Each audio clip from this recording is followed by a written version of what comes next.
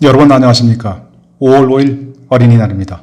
오늘은 가스라이팅, 비무장지대 지피에 날아든 북한 고사총의 총탄은 무죄다라는 제목으로 말씀드리겠습니다. 생텍쥐페리의 어린 왕자에는 아주 작은 별이 등장합니다. 가로등 하나와 가로등을 켜는 사람이 별의 전부일 만큼 작습니다.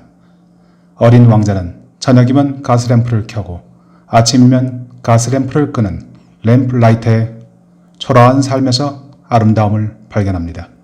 그러나 정작 램프를 켜는 이는 바쁘고 피곤합니다. 아주 예전에는 하루 한 번 등을 켜고 끄면 그것으로 끝이었습니다. 일상은 편안하고 행복했고 곤히 잠들 수 있었습니다. 그런데 별의 자전 속도가 점점 빨라져서 이제는 1분에 한 번씩 저녁에 찾아오기 때문에 하루에 1440번이나 가로등을 켜고 꺼야 하는 고달픈 신세가 되고 말았습니다. 별의 자전 주기는 엄청나게 빨라졌지만 저녁에 가로등을 켜고 아침에 가로등을 끄라는 명령에는 여전히 아무런 변화가 없기 때문에 발생한 일이었습니다. 그래도 램프라이터는 졸린 눈을 비벼가며 매일매일 뜬 눈으로 날을 새면서 군말 없이 주어진 명령을 이행합니다. 어린 왕자는 그런 램프라이터의 삶을 지켜보면서 유용하기 때문에 아름답다라는 결론을 내립니다. 동화는 즐겁습니다. 물론 생텍쥐페리의 어린 왕자를 그냥 동화라고 치부할 수는 없지만 그래도 그림만 봐도 행복하고 즐거운 것을 보면 동화라고 해도 크게 틀리지는 않을 것 같습니다. 직업인으로서의 램프라이터는 확실히 유용합니다. 고색 창연한 유럽의 거리를 한층 아름답게 만드는 클래식한 가스램프, 긴 장대를 들고 다니며 저녁이면 가로등을 켜고 아침이면 가로등을 끄는 램프라이터, 점등어는 칠흑 같은 밤에 한 줄기 밝은 빛을 선사한다는 의미에서 주민들이 반기는 인물이었습니다. 가끔 그림이 잔뜩 낀 가스램프도 청소하고 심지도 갈아야 하기 때문에 먼지 투성이가 되기도 하지만 검댕을 뒤집어쓰고 좁은 굴뚝을 오르내려야 하는 런던의 굴뚝 청소부들과 비교하면 훨씬 고상한 직업이었습니다. 램프라이터는 19세기 빅토리아 여왕시대를 전후로 새롭게 등장한 그리고 가난한 사람들이 특히나 선망하는 직업이었습니다.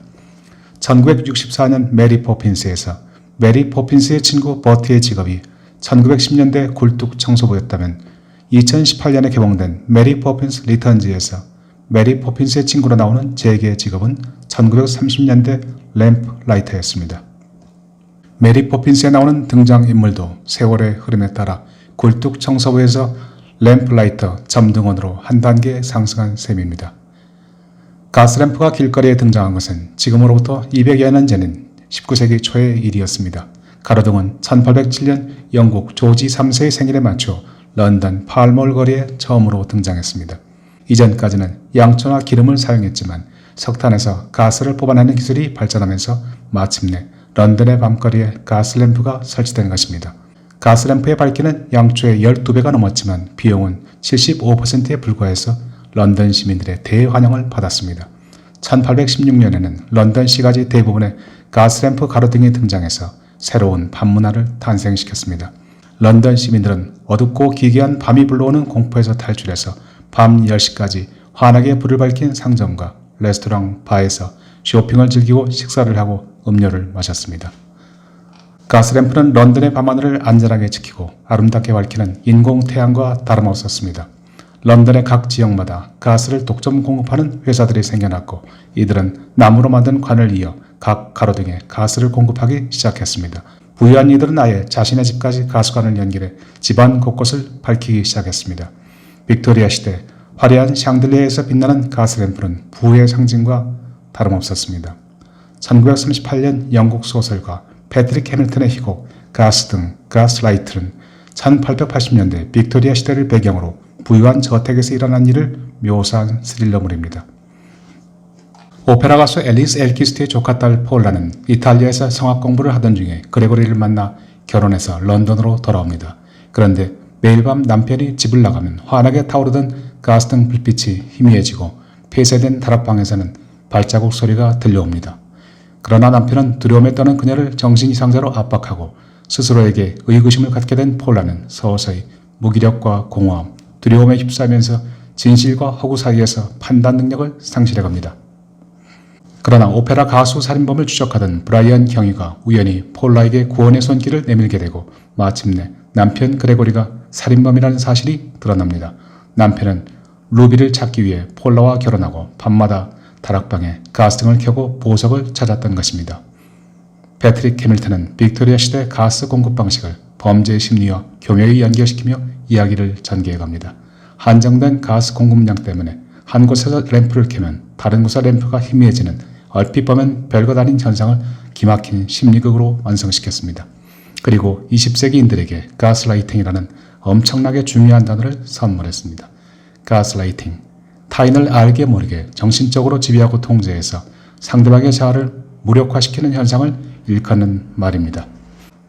2016년 10월 미국의 심리학자 로라 두카는 도널드 트럼프는 자신의 견해와 팩트를 교묘하게 섞어 우리를 눈멀게 하고 우리끼리 말다툼을 하게 만들어 현실을 의혹 속으로 몰아넣는다며 이를 가스라이팅으로 규정하게 됐습니다. 트럼프 대통령이 미국인을 상대로 가스라이팅을 하는지 여부는 미국 내에서도 민주당과 공화당 지지 성향에 따라 견해가 엇갈리는 부분이지만 적어도 트럼프가 대중을 상대로 한 가스라이팅 기법의 파괴력을 이해하고 있는 것만은 분명합니다. 그런데 멀리 미국까지 가지 않아도 가스라이팅은 요즘 우리 주변에서 수시로 일어납니다. 지난 3일 북한의 비무장지대에서 우리 GP에 대한 총격 사건이 있었습니다. 이에 대해 우리 합참이 내놓은 보도 내용이 충격적입니다. 북한의 의도적 도발이 아니다. 그 근거로 당시 시계가 1km 내로 상당히 안 좋았고 안개가 짙게 껴 있었다고 친절한 설명까지 덧붙였습니다. 정말로 북한 측에서 실수로 쏜 것이라면 가해자인 북한 측에서 내놓아야 마땅한 해명인데 엉뚱하게도 피해자 격인 우리 합참에서 내놓은 설명입니다. 그러니까 이제부터 북한의 남한 GP를 향한 총격 도발은 안개만 짙다면 모두 실수로 인정해야 한다고 우리 국민들에게 공언하는 것과 별 차이가 없는 기막힌 일이 일어난 것입니다. 한마디로 북한은 비열하고 정부는 비굴하고 합참은 비겁했습니다. 국민을 상대로 한 노골적인 가스라이팅입니다. 이제 국민들은 북한이 천안함을 폭침시키든 연평도를 포격하든 GP를 향해 총격을 가하든 진실이 무엇인지 스스로의 판단에 의구심을 품고 자포자기할 수밖에 없는 비극적 상황으로 마냥 몰리고 있습니다. 합참 발표의 문제를 지적하고 나선 자칭 보수 언론이라는 조선일보의 보도 형태 역시 가관입니다. 북 GP 총격의 장성택 처형 14.5mm 고사총 사용이라는 선정적인 제목을 큼지막하게 달았습니다. 고사총은 전투기와 헬기 등 비행체를 겨냥해서 북한이 개발한 대공화기입니다. 옛 소련에서 들여온 구경 14.5mm의 중기관총 4개를 한데 묶어 명중률과 파괴력을 높인 무기입니다. 분당 1200발을 쏠 수 있는데 장성택과 현영철 인민무력부장이 이 고사총 세례를 받고 처형된 것으로 알려져 있습니다. 북한은 이번뿐 아니라 과거에도 비무장지대 우리 GP를 향해 고사총을 발사한 바 있습니다. 이번 사건의 핵심은 북한이 GP를 향해 오발이든 실수든 총격을 가했다는 사실입니다. 합참의 맹목적인 북한 감싸기도 꼴불견이지만 조선일보의 선정적인 제목 선택 역시 크게 잘했다고는 볼 수 없는 이유입니다. 사용된 총기가 고사총이라는 사실을 강조하고 싶었다면 장성택 처형이라는 불필요한 수식어 없이 그냥 14.5mm 고사총이라고 하면 충분합니다. 007 시리즈에서 쇼 코네리가 즐겨 사용하는 독일제 월터 PPK 권총을 설명하면서 굳이 김재규가 박정희를 시해할 때 사용한 월터 PPK 권총과 같은 총기라고 설명하는 것만큼이나 불필요한 사적이고 독자를 우롱하는 일이 아닐 수 없습니다. 좌우를 떠나 현명한 국민들은 의도적이고 선정적인 제목을 반기지도 그냥 넘어가지도 않습니다. 정부 여당이 일찌감치 국민들 아랑곳하지 않고 제 갈 길을 가고 있으니 관심조차 두기 싫지만 어설픈 야당들이 그나마 조금 남아있던 투쟁성과 선명성을 잃고 침몰하고 자칭 보수 언론들이 진지함과 진실함을 상실한 채 갈팡질팡하는 광경을 지켜보는 것은 차라리 비극입니다.